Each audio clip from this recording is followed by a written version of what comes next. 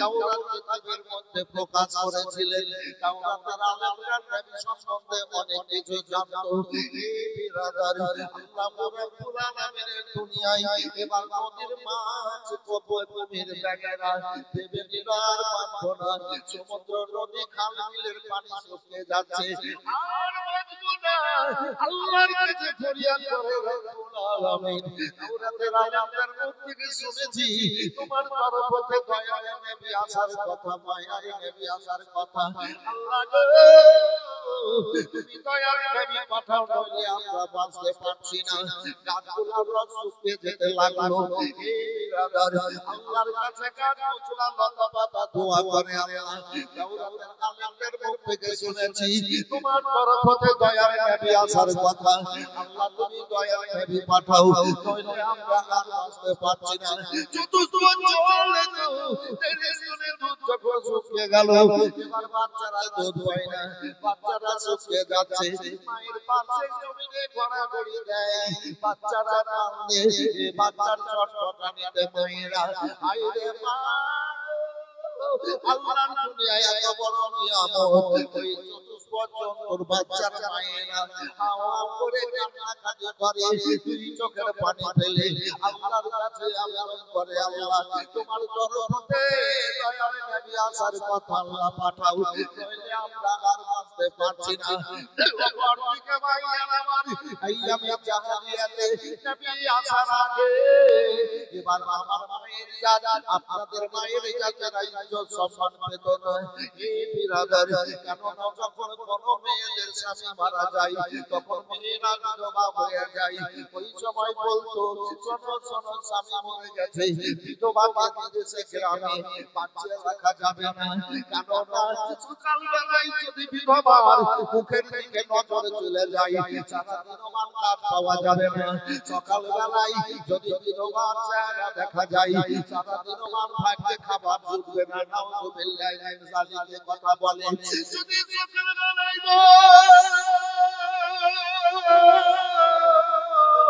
বিধবার মুখের দিকে নজর চলে যায়, সারাদিন মান ভালো যাবে না। এই কথাবার্তা বলতো ভাইজান আমার। আল্লাহু আকবার। মেয়েদেরকে করতো কি, যখন স্বামীরা মরতো, স্বামীদেরকে এবার চিতাতে আগুনে পোড়াতো। বিধবা যুবতী মেয়েদের হাতে পায়ে রশি বেঁধে দিয়ে এবার জ্বলন্ত আগুনে ফেলে পুড়িয়ে মারতো। একে সতীটা কথা বলা হয়।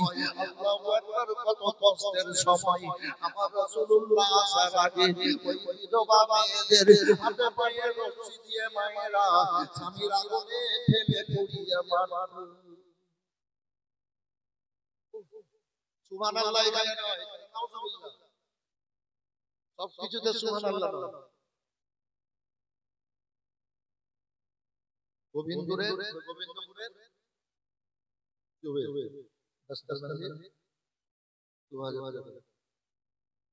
খুব সুন্দর মজলিস। আমি যে কথাটা বলছিলাম শুনে গেছে, পবিত্র মজলিস, কোরআন পাক হাদিস পাক বর্ণনার মজলিস।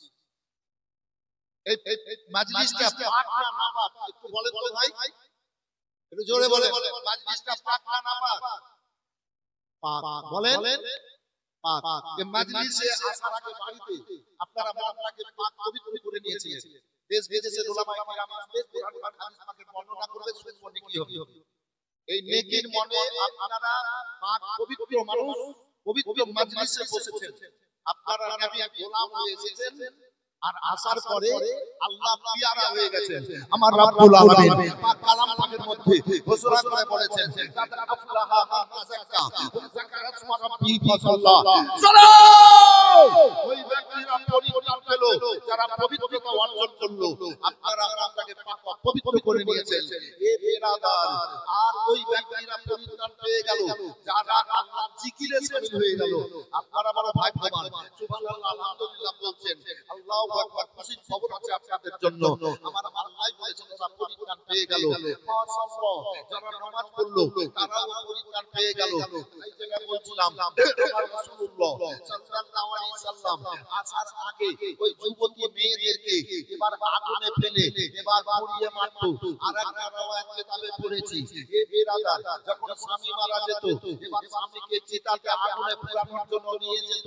এই বিধবার মধ্যে কোনা বলে খাম্বাতে কাছে বেঁধে এবার জোগাতে নিয়ে যেত। ওর স্বামীকে পুড়িয়ে এবার চলে আসতো।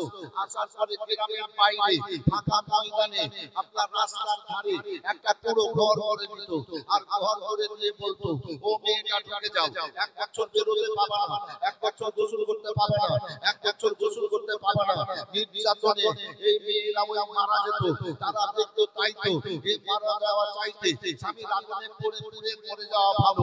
স্বামীর আগুনে ওই যুবতী মেয়েরা পড়ে নিজের জানকে হত্যা করে দিত। এ বেরাদার আমার মায়ের জাতেরা আল্লাহর কাছে ফরিয়াদ করে বলতো মামা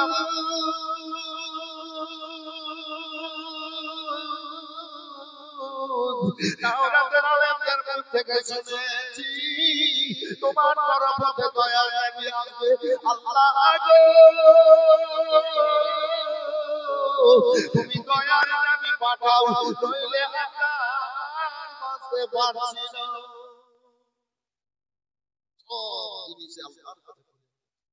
আল্লাহ রাব্বুল আলামিন দয়ার নবীকে রাবিউল আউয়াল তারিখে কামেরার গর্ভে দুনিয়ায় প্রকাশ করলেন। বাবু এবার দুনিয়ায় নবী আমার এসে পা রাখলেন, পা রাখার পর নামাজ পড়া দিলেন। আল্লাহু আকবার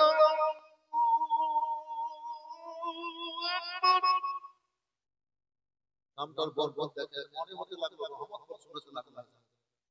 জি জি চুপ চুপ চুপ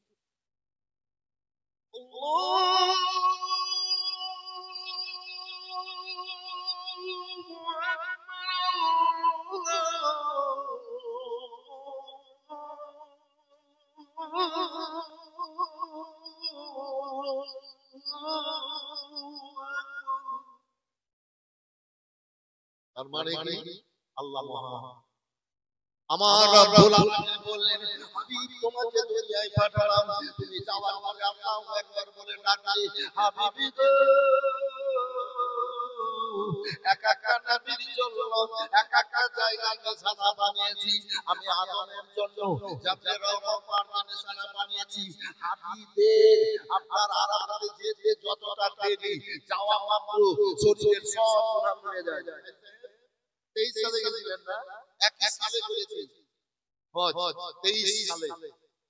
জি ওদের ছিল মক্কাতে আজিজিয়াতে 2 নম্বর ফ্ল্যাট, আমার ছিল 74 নম্বর ফ্ল্যাট। তো যাই হোক ব্রাদার, তো আরাফাতে যেতে যত দেরি দোয়া কবুল হইতে দেরি নাই, মিসমাস হয়ে যায়। ওখানে কোনো কাজ নাই, জোহর আসর একসাথে নামাজ পড়তে হবে। যেমন সূর্য ডুবে যাবে আর আরাফাত ছেড়ে মুজদালিফার দিকে চলে যেতে হবে। এই বেরাদার, তো আমি দেখলাম কি করা যায়। হাসিম যেটা বলছিল আবার দিকে যখন হাজিরা যাবে প্রথম গেটে লেখা আছে বিসমিল্লাহি আসসালাতু ওয়াসসালামু আলা রাসূলিল্লাহি। এ হাজিরা আবার দিকে যাচ্ছ, আবার বাবার উপরে দুরূদ ও সালাম পড়ে যাও। জোরে বলে বলো সুবহানাল্লাহ। হাজিরা কাবার দিকে যাচ্ছ, কাবা কাবা রাসূলুল্লাহর প্রতি দুরূদ ও সালাম পড়ে যাও। যে দোয়াটা হাজিরা করবে সেই দোয়াটা কবুল হয়ে যাবে। দ্বিতীয় গেটে লেখা আছে এই আপনার যেতে দিয়ে ঢুকবে ওইটা দিয়ে অনেক গেটে সবগুলো লেখা আছে বিসমিল্লাহি আসসালাতু আসসালামু আলা রাসূলিল্লাহি। যে দোয়াটা হাজিরা করবে দোয়া কবুল হবে। এর ওই কাবা দেখতে পাবে, চোখে দেখবে কাবা, মুখ দিয়ে যে দোয়াটা করবে আল্লাহ কবুল করবেন। হাকিমে দোয়া কবুল হয়। এ বেরাদার মেজাবে রহমানের দোয়া কবুল হয়। আপনার মাকামে ইব্রাহিমের দোয়া কবুল হয়। সাফা মারওয়াতে দোয়া কবুল হয়। এই সব জায়গায় দোয়া কবুল হয়। মুজদালিফাতে দোয়া কবুল হয়। মিনার ময়দানে 5 দিন থাকতে হয়, ওটাই হলো হজ। এবার ওখানে দোয়া কবুল হয়। আমি সব জায়গায় দোয়া করলাম, আল্লাহ আমাকে বক্তা করে রেখেছেন। আজ 44 বছর থেকে 2 বছর পারে 1 বছরে পড়লো।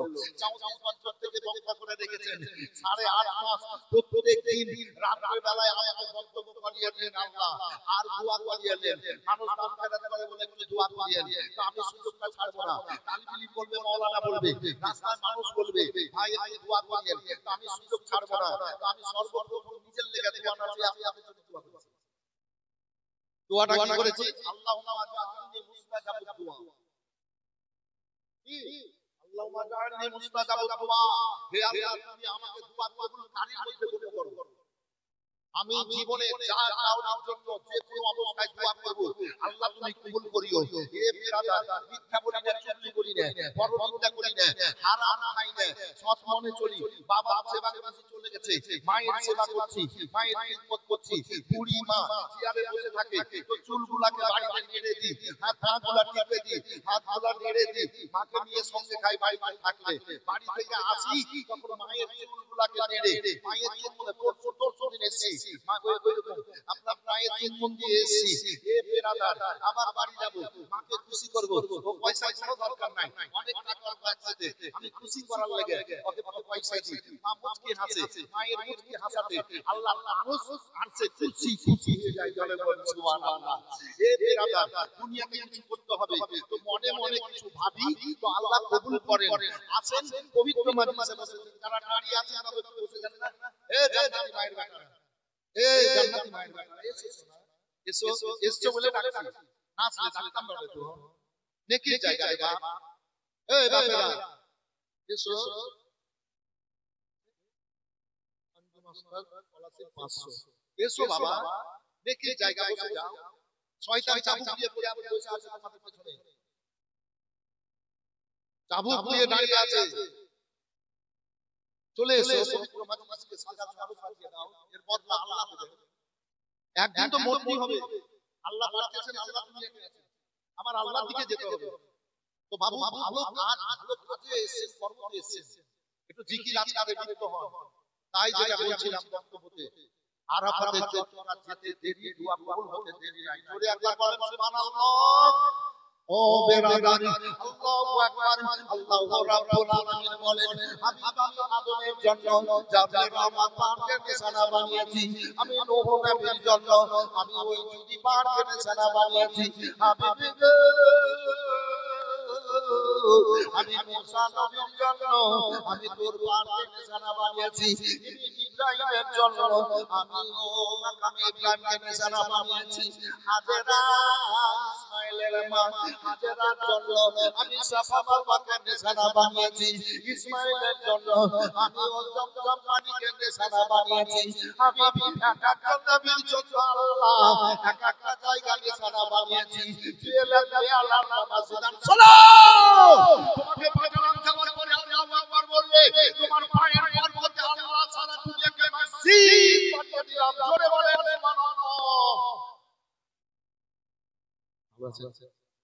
জি জি নামটা কি ভুলে গেছি নাজেমুল ভাই দিয়েছে আচ্ছা 500 একজন ভাই আমার 20000 টাকা বলবেন তো দেওয়াল লেগে সব কলকল করছে ওয়াজ করব কিন্তু আজ ন্যাপি আপনি আর এক আল্লাহু আকবার বলেন তারপর কি হচ্ছে দেখেন নদীতে পানি হবে গাছের ভিতরে পানি হবে 45 মিনিটে দুধ হয়ে যাবে দিয়া খুব সোনার মতো ঘটনা আছে বলবো কি নাম বাবা হ্যাঁ মনসুর আলী 500 মুর্দা ব্যক্তিদের জন্য একজন 20000 কালকে বলেছিলাম কোরআন পড়ে একজন 20000 ফট করে বের করে কোনে কোনে 20000 দিয়ে দিলেন 10000 বললাম একজন দুটো হয়ে গেল 10000 করে দুটো হলো 10000 করে 5000 বললাম 8টা অনেকজন হলো ওই যে রোজওয়া কোরআন পড়ে কত রাতে এ বেরাদার পরশুদিন ছিলাম ওই যে আপনার কি বলে যেন বালিজোর আপনার নুরিপুরে 3.5 ঘন্টা বক্তব্য পাবলিক ছিল না ছেড়ে দিতে যে বলতে মাওলানা খুব দুঃখ পেলাম বলে কেন বলে আর 8 ঘন্টা যদি বলতেন তো আজ অত সময় নাই 3 ঘন্টা 20 মিনিট বলেছিলাম আর শুনতে চাইছিল তো বললাম হবে না পরে আড়াইটা হবে কত সময় নিব না 1 থেকে 1 ঘন্টা নাই এই সময়ের মধ্যে কাজ করতে হবে তবে দোয়া করব আপনাদের জন্য দেন আমার মা দিয়ে চাইতা কোরআন মাজিদ এই ধরো কোরআন উঁচু জায়গা নাই দেন ভাই আপনার দিয়েছে 300 টাকা কি না হ্যাঁ নূর বানু আমার